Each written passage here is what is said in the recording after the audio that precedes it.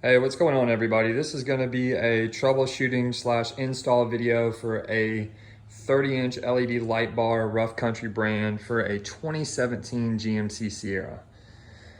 So the kit itself is actually really good. It comes with everything you need. It comes with these plates, these install plates, the light itself, and a good harness. That's all fine, but the problem is these plates themselves do not fit with this vent fan system.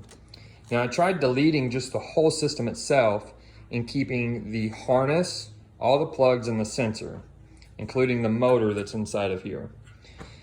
Now the problem with that is it threw a check engine code.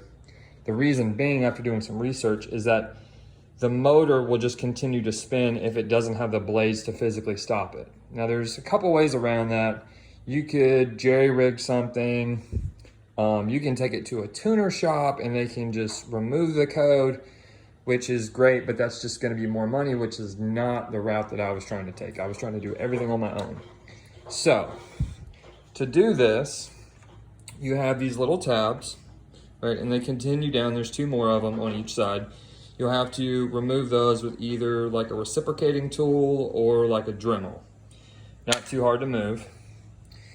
You'll see I had to cut a little bit out of, I believe there's 4 blades so that this plate would fit and these could operate fully open and close. Okay.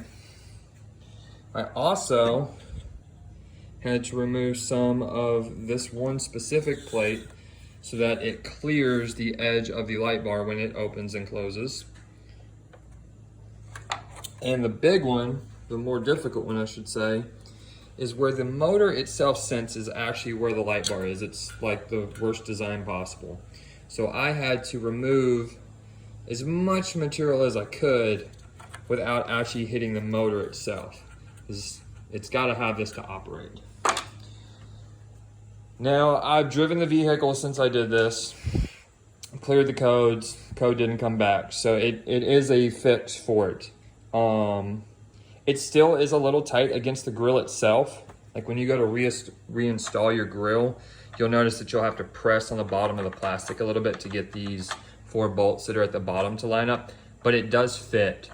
You're just going to make sure that your light bar is already angled to the desired height that you want it to, whether it be down, up, whatever your application you're looking for, because it's not really going to be able to be adjusted once you put your grill back on. But other than that, I mean, it's a fix. It looks good. Super happy with it. Highly recommend it. So if you have any questions, just hit me up in the comments.